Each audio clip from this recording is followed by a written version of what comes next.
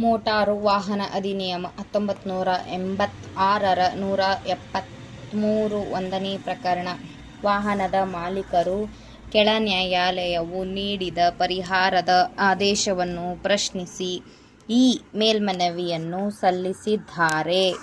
ಈ ಪ್ರಕರಣದಲ್ಲಿನ ಸಾಕ್ಷ್ಯಾಧಾರಗಳು ಮತ್ತು ದಾಖಲಾತಿಗಳನ್ನು ಕೂಲಂಕುಷವಾಗಿ ಪರಿಶೀಲಿಸಿ ಈ ನ್ಯಾಯಾಲಯ ಮತ್ತು ಸರ್ವೋಚ್ಚ ನ್ಯಾಯಾಲಯವು ಮುಕುಂದ್ ದೇವಾಂಗನ್ ವಿರುದ್ಧ ಓರಿಯೆಂಟಲ್ ವಿಮಾ ಕಂಪನಿ ನಿಯಮಿತ SCCR 163 ಮತ್ತು ಯುನೈಟೆಡ್ ವಿಮಾ ಕಂಪನಿಯ ನಿಯಮಿತ ವಿರುದ್ಧ ಲಕ್ಷ್ಮಮ್ಮ ಮತ್ತು ಇತರರು ILR 1996ರ KAR 2220ರ ಪ್ರಕರಣದಲ್ಲಿ ನೀಡಿದ ತೀರ್ಪುಗಳ ಅನ್ವಯ ಅಪಘಾತದಲ್ಲಿ ಭಾಗಿಯಾದ ವಾಹನವು 7,500 kgಗೂ ಹೆಚ್ಚು ಭಾರ ವಾಹನವಾಗಿದ್ದರಿಂದ ಅದನ್ನು ಲಘು ಮೋಟಾರು ವಾಹನ ಎಂದು ಪರಿಗಣಿಸಲು ಆಗುವುದಿಲ್ಲವೆಂದು ಅಭಿಪ್ರಾಯಪಟ್ಟಿದೆ. ಸರ್ವೋಚ್ಚ ನ್ಯಾಯಾಲಯದ ಪ್ರಕರಣಗಳಲ್ಲಿ ನೀಡಿದ ನಿರ್ದೇಶನಗಳನ್ನು ಪರಿಗಣಿಸಿ ಈ ಮೇಲ್ಮನವಿಯನ್ನು ತಿರಸ್ಕರಿಸುತ್ತಾ ವಾಹನ ಮಾಲೀಕರು ಪರಿಹಾರದ ಹಣವನ್ನು ಕೆಳ ನ್ಯಾಯಾಲಯದಲ್ಲಿ ಜಮಾ ಮಾಡಲು ಆದೇಶ ನೀಡಿ ಈ ಮೇಲ್ಮನವಿಯನ್ನು ತೀರ್ಮಾನಿಸಲಾಗಿದೆ. ILR 1996 KAR 2220ರಲ್ಲಿ ವರದಿಯಾದ ಲಕ್ಷ್ಮಮ್ಮ ಮತ್ತು ಇತರರು ಮೊಕದ್ದಮೆಯಲ್ಲಿ ಮುಕುಂದ್ ದೇವಾಂಗನ್ ಮೊಕದ್ದಮೆಯಲ್ಲಿ ಗೌರವಾನ್ವಿತ ಸರ್ವೋಚ್ಚ ನ್ಯಾಯಾಲಯದ ತೀರ್ಪಿಗಿಂತ ಬಹಳ ಮೊದಲೇ ಈ ನ್ಯಾಯಾಲಯದ ಸಮನ್ವಯ ಪೀಠವು ತೀರ್ಪನ್ನು ನೀಡಿತ್ತು. ಮುಕುಂದ್ ದೇವಾಂಗನ್ ಮೊಕದ್ದಮೆಯಲ್ಲಿ ಗೌರವಾನ್ವಿತ ಸರ್ವೋಚ್ಚ ನ್ಯಾಯಾಲಯವು ಸಾರಿಗೆ ವಾಹನದ ಒಟ್ಟು ತೂಕವು 7,500 kgಯನ್ನು ಮೀರಿದ್ದಾಗ ಅದು ಲಘು ಮೋಟಾರು ವಾಹನವಾಗುತ್ತದೆ ಮತ್ತು 10 ಸಬ್ಕ್ಲಾಸ್ 2 ಸಬ್ಕ್ಲಾಸ್ D ಪ್ರಕರಣದ ಅಡಿಯಲ್ಲಿ ಉಪಬಂಧಿಸಲಾದಂತೆ ಲಘು ಮೋಟಾರು ವಾಹನ ವರ್ಗದ ವಾಹನವನ್ನು ಓಡಿಸಲು ಚಾಲನಾ ಪರವಾನಗಿಯನ್ನು ಹೊಂದಿರುವವರು ವಾಹನದ ಒಟ್ಟು ತೂಕವು 7,500 kgಯನ್ನು ಮೀರದಂತಹ ಸಾರಿಗೆ ವಾಹನವನ್ನು ಓಡಿಸಲು ಸಮರ್ಥರಾಗಿರುತ್ತಾರೆ. ಅಧಿನಿಯಮದ 2 ಸಬ್ಕ್ಲಾಸ್ 15ನೇ ಪ್ರಕರಣದಲ್ಲಿ ವ್ಯಾಖ್ಯಾನಿಸಲಾದಂತೆ ವಾಹನದ ಒಟ್ಟು ತೂಕವೆಂದರೆ ಯಾವುದೇ ವಾಹನಕ್ಕೆ ಸಂಬಂಧಿಸಿದಂತೆ ವಾಹನದ ಒಟ್ಟು ತೂಕ ಮತ್ತು ಆ ವಾಹನಕ್ಕೆ ಅನುಮತಿಸಲಾದಂತೆ ನೋಂದಣಿ ಪ್ರಾಧಿಕಾರದಿಂದ ಪ್ರಮಾಣೀಕರಿಸಲ್ಪಟ್ಟ ಮತ್ತು ನೋಂದಾಯಿಸಲಾದ ಹೊರೆ ಎಂದರ್ಥ. ಆರೋಪಿತ ವಾಹನದ B ರಿಜಿಸ್ಟರ್ನ ಉದ್ಭೂತ ಭಾಗವಾದ ನಿಶಾನೆ R1 ಸದರಿ ವಾಹನದ ನೋಂದಾಯಿತ ಹೊರೆಯ ತೂಕವು 16,200 kg ಎಂದು ತೋರಿಸುತ್ತದೆ ಮತ್ತು ಅದು 7,500 kgಗಿಂತ ಬಹಳಷ್ಟು ಹೆಚ್ಚಾಗಿದೆ. ಆದ್ದರಿಂದ ಆರೋಪಿತ ವಾಹನದ ಒಟ್ಟು ತೂಕವು 16,200 kg ಎಂದು ಪರಿಗಣಿಸಿದ್ದಲ್ಲಿ ಅಧಿನಿಯಮದ 2ನೇ ಸಬ್ಕ್ಲಾಸ್ 16ನೇ ಪ್ರಕರಣದ ದೃಷ್ಟಿಯಲ್ಲಿ ಸದರಿ ವಾಹನವನ್ನು ಭಾರೀ ಸರಕುಗಳ ವಾಹನವೆಂದು ಪರಿಗಣಿಸಬೇಕಾಗುತ್ತದೆ. ಅದು 12,000 kgಯನ್ನು ಮೀರಿಸುವಂತಹ ಯಾವುದೇ ಸರಕುಗಳ ವಾಹನವನ್ನು ಭಾರೀ ಸರಕುಗಳ ವಾಹನವೆಂದು ಪರಿಗಣಿಸಲಾಗುತ್ತದೆ ಎಂದು ಹೇಳುತ್ತದೆ.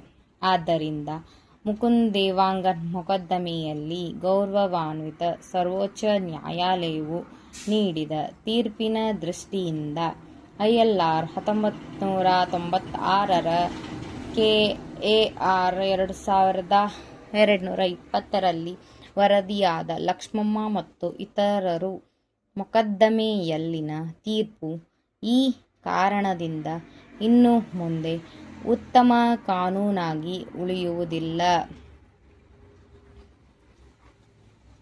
ತೀರ್ಪು ಹೊಣೆಗಾರಿಕೆಯ ಆಧಾರದ ಮೇಲೆ ಹಾಗೂ ನ್ಯಾಯಾಧಿಕರಣವು ನೀಡಿದ ಪರಿಹಾರದ ಪ್ರಮಾಣದ ಮೇಲೆ MVC 218/15ರಲ್ಲಿ ಹಾವೇರಿಯ ಮೋಟಾರು ಅಪಘಾತ ಕ್ಲೇಮುಗಳ ನ್ಯಾಯಾಧಿಕರಣವು ಇನ್ನು ಮುಂದೆ ಸಂಕ್ಷಿಪ್ತವಾಗಿ ನ್ಯಾಯಾಧಿಕರಣ ಎಂದು ಉಲ್ಲೇಖಿಸಲಾಗಿದೆ ಹೊರಡಿಸಿದ 3/10/2018 ತೀರ್ಪು ಮತ್ತು ತೀರ್ಪಿನ ವಿರುದ್ಧ ನೋಂದಣಿ KA 27A 8377 ರ ಆಪಾದಿತ ಟಿಪ್ಪರ್ ಲಾರಿಯ ಮಾಲೀಕನು ಈ ಅಪೀಲನ್ನು ಸಲ್ಲಿಸಿದ್ದಾನೆ.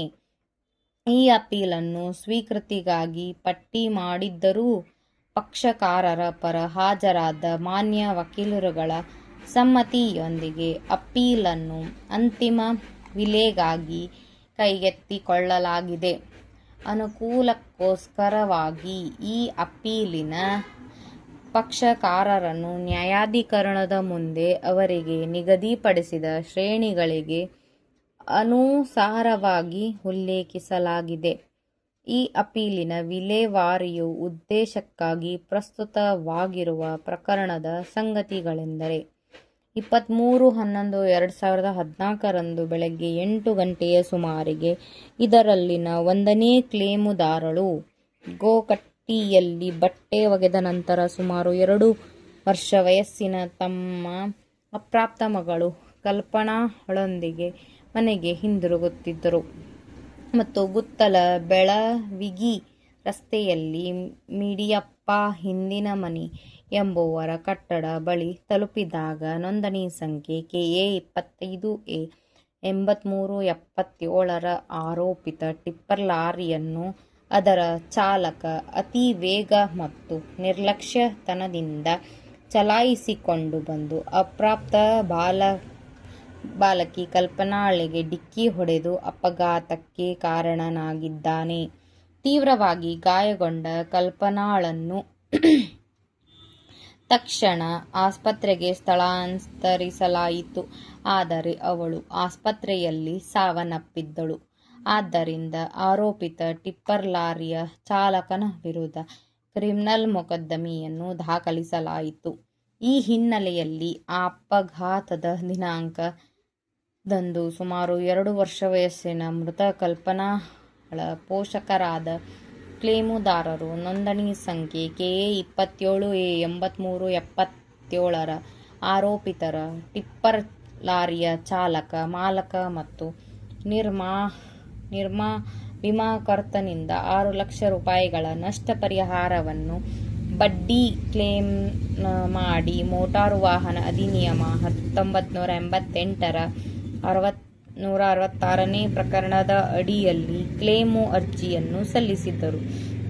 ಸದರಿ ಕ್ಲೇಮು ಅರ್ಜಿಯನ್ನು ನ್ಯಾಯಾಧಿಕರಣವು ಭಾಗಶಃ ಪುರಸ್ಕರಿಸಿ ಅರ್ಜಿಯ ದಿನಾಂಕದಂದು ವಸೂಲಿಯವರೆಗೆ 5,90,000 ರೂಪಾಯಿಗಳ ಪರಿಹಾರವನ್ನು ವಾರ್ಷಿಕ ಶೇಕಡಾ 6ರಷ್ಟು ಬಡ್ಡಿಯೊಂದಿಗೆ ನೀಡಲು ಮತ್ತು ಆರೋಪಿತ ಟಿಪ್ಪರ್ ಲಾರಿಯ ಮಾಲೀಕನಾದ 2ನೇ ಎದುರುದಾರನು ನಷ್ಟ ಪರಿಹಾರವನ್ನು ಪಾವತಿಸಲು ಹೊಣೆಗಾರನೆಂದು ತೀರ್ಮಾನಿಸಿತು ಮತ್ತು ಅದರ ಪ್ರಕಾರ ಪರಿಹಾರದ ಮೊತ್ತವನ್ನು ನ್ಯಾಯಾಧಿಕರಣದ ಮುಂದೆ ಠೇವಣಿ ಮಾಡುವಂತೆ ಸೂಚಿಸಲಾಯಿತು.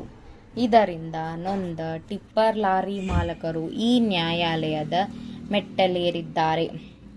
ಅಪೀಲುದಾರ ಆರೋಪಿತರ ಲಾರಿಯ ಮಾಲೀಕರ ಪರ ಮಾನ್ಯ ವಕೀಲರು ಅಪಘಾತದಿಂದ ದಿನಾಂಕದಂದು ಇದ್ದಂತೆ 3ನೇ ಎದುರುದಾರ ವಿಮಾಕರ್ತನು ನೀಡಿದ ವಿಮಾ ಪಾಲಿಸಿಯು ಜಾರಿಯಲ್ಲಿದ್ದಾಗಿಯೂ ಆರೋಪಿತ ಲಾರಿಯ ವಿಮಾಕರ್ತನ ಹೊಣೆಗಾರಿಕೆಯನ್ನು ದೋಷಮುಕ್ತಗೊಳಿಸಿ ನ್ಯಾಯಾಧಿಕರಣವು ತಪ್ಪೆಸಗಿದೆ ಎಂದು ನಿವೇದಿಸಿದ್ದಾರೆ.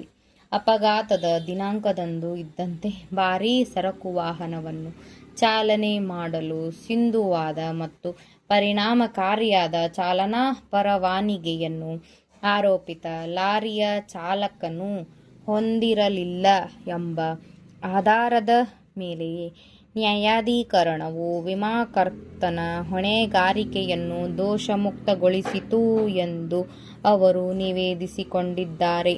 ಅಂಗೀಕರಿಸಲಾದಂತೆ ಆರೋಪಿತ ಟಿಪ್ಪರ್ ಲಾರಿಯ ಚಾಲಕನು ಲಘು ಮೋಟಾರ್ ವಾಹನ ಚಾಲನಾ ಪರವಾನಗಿಯನ್ನು ಹೊಂದಿದ್ದಾನೆ. ಆದ್ದರಿಂದ ಆರೋಪಿತ ಖಾಲಿ ಲಾರಿಯ ತೂಕವು 7,500 kgಗಿಂತ ಕಡಿಮೆ ಇರುವ ಕಾರಣ ಆರೋಪಿತ ವಾಹನವನ್ನು ಲಘು ಮೋಟಾರ್ ವಾಹನವೆಂದು ಪರಿಗಣಿಸುವ ಅಗತ್ಯವಿದೆ ಮತ್ತು ನಷ್ಟ ಪರಿಹಾರವನ್ನು ಪಾವತಿಸುವ ಹೊಣೆಗಾರಿಕೆಯನ್ನು ಆರೋಪಿತ ಟಿಪ್ಪರ್ ಲಾರಿಯ ವಿಮಾಕರ್ತನ ಮೇಲೆ ಹೊರಿಸಬೇಕಾದ ಅಗತ್ಯ ಇದೆ ಎಂದು ಅವರು ನಿವೇದಿಸುತ್ತಾರೆ.